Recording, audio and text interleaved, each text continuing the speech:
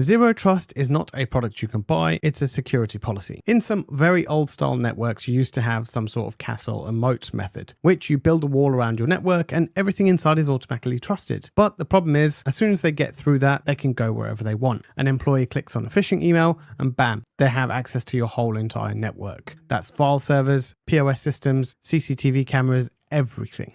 Zero trust flips the assumption. Instead of trust by default and block the bad stuff, it's deny by default and explicitly only allow what's needed. And that's the most crucial part. Every device, every user, every connection has to prove where it belongs every single time. There are 3 principles everything should hang on. Verify explicitly, so authenticate and authorize based on identity, device location, not just IP address. Least privilege access, the user and devices can only get access to what they need to, nothing more. And assume breach. Design the network as if an attacker is already inside. What can they reach and limit it? So we're going to be using our UniFi setup to go through some of these principles. Now, not everything that I've mentioned can be done in today's UniFi ecosystem, but there are things that are stepping in the right direction, and no doubt there is more to come based off this. Zero trust isn't something you can just switch on. It's a stack of layers. Each layer adds a level of security and enforcement depending on how far you want to go. And this can be done to the risk appetite of your business and what you feel is going to be adequate for you.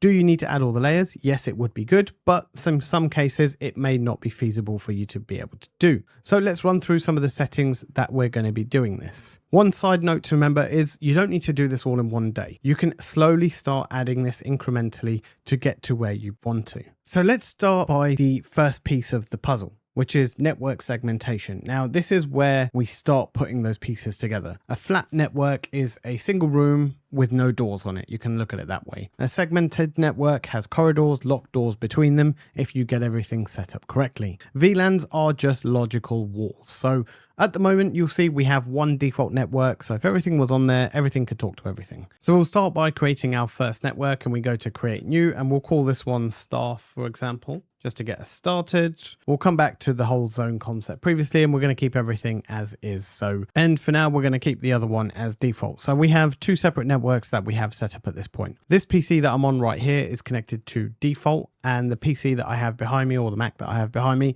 I'm going to connect that to the staff and I'm going to show you how things start working. So we have that connected to port 2, and what I'm going to do right here, I'm going to actually change this to a different VLAN. So we're going to put that on the staff, and now these 2 should have 2 different IP addresses. You'll see 192.168.1 and 192.168.2. So they're on 2 completely separate networks. Now currently we have 2 separate rooms, but there's a massive hole between them and traffic is just traveling through between them. And that's not what we want. So if I was to just show you, so from this machine, I'm going to ping 192.168.2.102. You'll see I get a response. I'm able to see that machine. I'm able to talk to it. And if I load some software on there, so if I open up a web browser, 192.168.1.102:3001, wrong IP address, 192.168.2.102, and then port 3001, I have open speed test running on that machine. And yeah, we can run a test between these and it shows you what's going on here. If you want to know more about VLANs and how they work, I have another video that might already be out or it might be in the works that's going to be coming soon.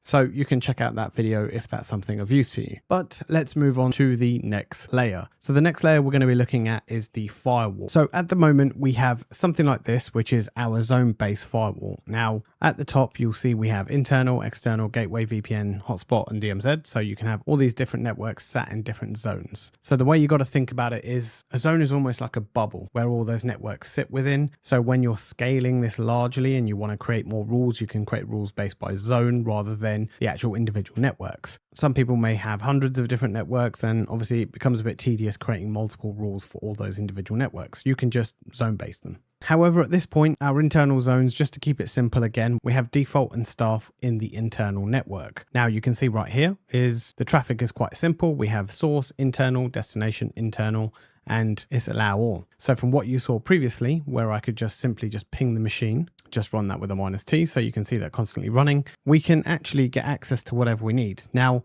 the whole thing was around deny first, allow exactly what you need. So if we create a policy now, and we're going to call block all internal traffic. So we can choose the zone, which is internal. We choose the network, which is default. Any ports we want to block and then we choose the destination. So the destination, again, we'll choose a specific network and we will say staff. So anything from default to staff gets blocked. We're not interested in that. What I tend to do is always enable syslogging so we can see this in the logs and put a description in there if you wish to do so. You can add the policy and you can see we block the internal traffic. Now, what I'm going to do is I'm going to do that again, but I'm going to do it in reverse. So you have to think TCP is two-way communication. So you go to the destination comes back and you go back again. However, UDP, you just send the traffic in one direction and hope it reaches there. But we have one way blocked at the moment. So we create a policy and then block all internal traffic return. And then from this side, we go staff, keep the same, block internal, we have the network, and then we go to default. So we're blocking both ways. So you'll see at the rule level now, we have both a block. So the action is block.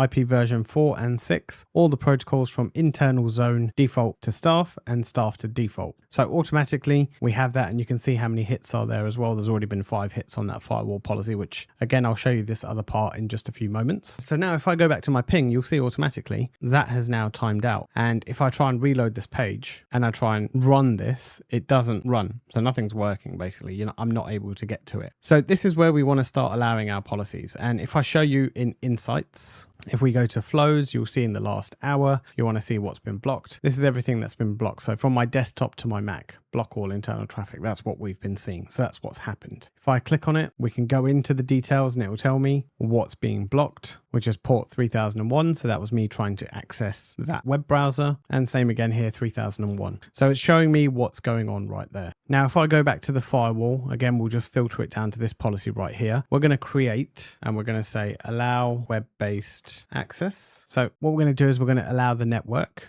to select. So we're going to say anything on the default network. You can do this down to a device as well. And we'll cover this in a little bit more detail as we talk about identity a little bit later. So we have this. We're going to keep the port as any because the source port is very random. In this instance, it can be any port whatsoever. We want to allow and we want to auto allow the return traffic as well. And then we want to go to a specific IP, which is 192.168.2.102. That is the specific machine of that. And if I want to choose a specific port, I can do specific and I'll say 3001. Now, this is 2 layers of obviously making it most restrictive of where you can get to. One, you're restricting the IP address it can get to. So it can't get to all the network. It can only just get to that specific IP. Once it hits that IP, it can only get to a specific port, which again is very crucial when you're setting up a network to only allow what you want it to have access to. So we can add this policy in right here. One thing to keep in mind is firewall policies are read from top down. So when you're doing this, you want to click reorder and you want to make sure allow web-based is at the top. Otherwise, as soon as this comes in, it's going to be block, block, block, block, block. And it's not going to actually see the other rule. Now that other rule is at the top, you can see if we go back here, let's reload this page. The page itself doesn't load. And you're probably wondering, well, why has this happened? Because we've allowed the traffic through. But remember, TCP communication is it goes both ways. Now, if I show you the rule, and I'll show you how you can set this up a little bit differently in the future, but you have allow web access one way,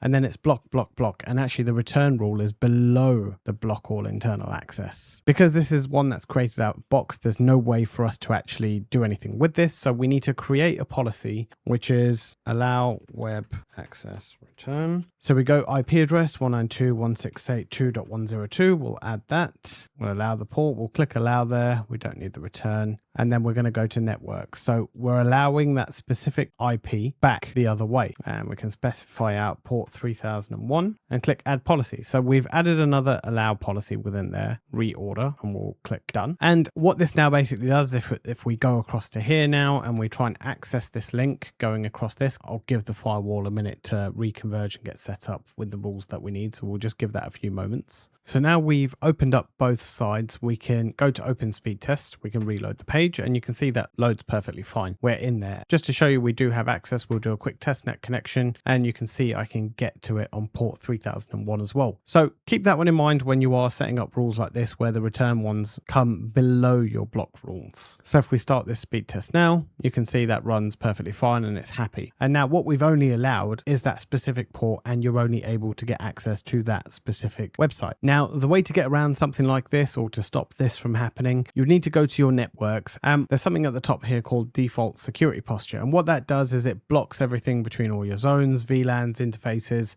unless you have custom overridden rules. Out of box, this is set to allow all, but we actually want it to be block all because that is the default that we want. So we can see at the moment, if I've just created these now, they would be blocked, but because I made them before they were block all, they are still set to allow. So the best thing to do is go into the network, change it to manual and isolate network. That will basically isolate it from everywhere else. So if we go back to the firewall rules now, and if we look at the zones, you'll actually see there's isolate networks, and that isolate networks is actually below the web access. So if I was to actually remove these here, I no longer need it because there's already an isolate networks, and you'll see going by the top down approach, the isolate networks is below the web access rule.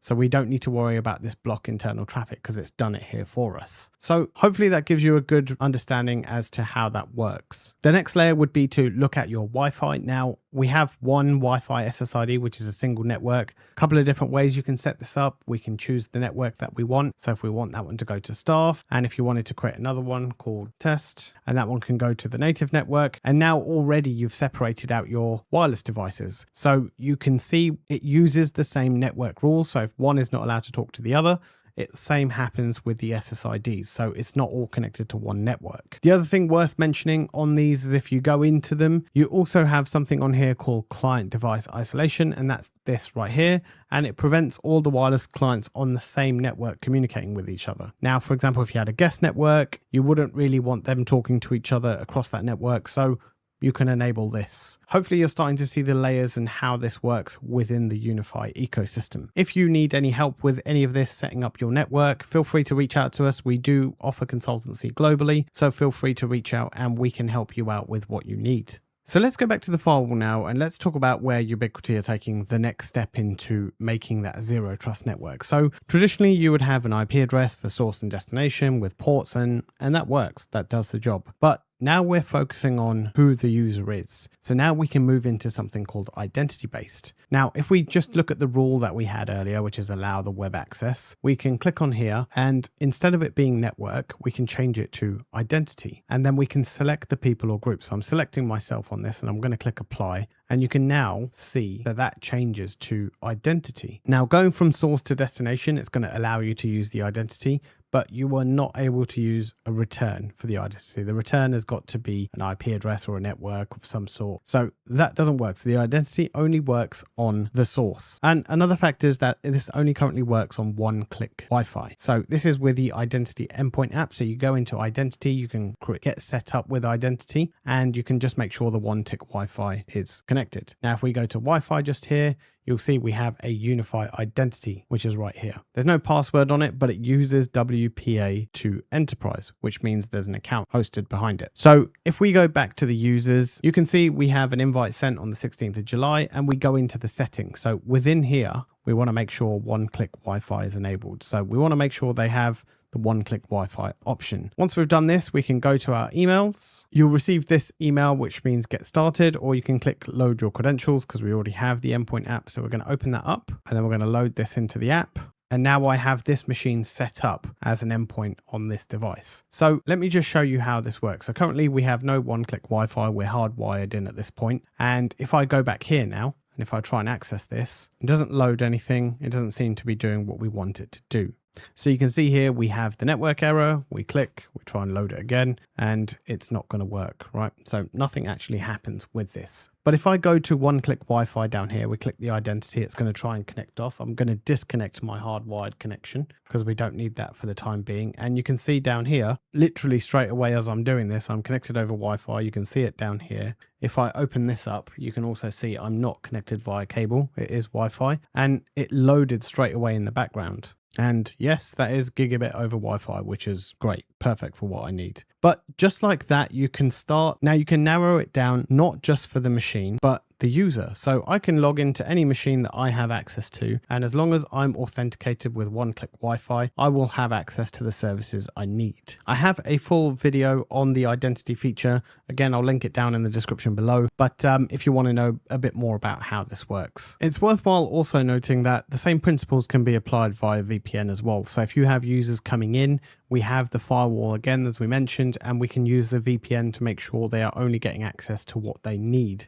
So all of this starts coming together when you set it all up. And as I mentioned to you, you can layer it bit by bit. You don't have to go off and just shut everything down. You can start layering in bit by bit and make sure everything continues to work as you expect it to. The last thing you want to do is go ahead and implement everything and half the things stop working. So you can do this as a layered approach. Now, going from what we've spoken about today, there's no doubt that there are still some gaps in the zero trust area. There's a lot more that can happen within a network to make sure you are having least privilege where you need it. So we now have IP based, we have identity based for Wi-Fi. We need this for clients and VPNs to try and narrow this down a little bit more. But there are other things on the market like Cloudflare's Zero Trust client and Zscaler client, which allows you to do true ZTNA with cloud access and full traffic inspection. But obviously with these in mind, they become more complex, more expensive, but that does give you some more capability. But this is a really good start from Ubiquiti, and they're going in the right area. And I hope they continue to build around this zero trust area. The final bit to note is, well, how do you know it's working? So zero trust is not something that you can just set and forget. It's ongoing visibility, becoming a threat landscape that changes every day. So devices get added, rules drift, and you need to keep a constant eye on this. So if you're a slightly smaller environment, you can have a little look through the insights, as I mentioned to you. So we have the insights in here, and this sort of gives you have blocked. You can set up by day, hour, week, and look at the risk severity and what the networks are. And you can start going through and seeing where some of the devices are having issues, where some of the devices might be allowing too much or not enough. So you can go through that just on here. Based on this UDR 5G Max, this only allows you to see blocked and threats, but the bigger devices give you more capability in terms of the traffic analytics. But that mentioned, UniFi does give you the traffic analytics, IPS and IDS alerts, and client level visibility. So not only can you do that, you can click on a device, for example, go into insights, and you can see everything that's going on with that device. Is it talking to what it should be? Is it not? You can check this. So it's something that you would want to check quite regularly. This is not just an enterprise thing. This is something that needs to happen in even the smallest of businesses, because everything nowadays is a threat, and you don't want to be a place where someone's just walked into your network, plug something in, and has access to everything. One thing I didn't cover in this video was basically around fabrics and how that sets up with multi-sites and zero trust, and how you give people access to a single location versus multiple locations. But that's something we're going to cover in another video, as I plan to do a bit more of a deeper dive on the newly updated fabrics features. So we'll cover that in another video, because I imagine this one's a pretty long one already. But let me know down in the comments if you want to see something specific in that. Also, we'll cover things like SD-WAN, so how you set that up, and obviously the VPN technology that works between it. So something like this is something we can look at as well. If you want this properly built for your business, that's exactly what we do, as I mentioned, and the link is in the bio if you want to get in touch with us. I hope you found this video useful. For now, this is InsideWire, and I'll see you in the next one.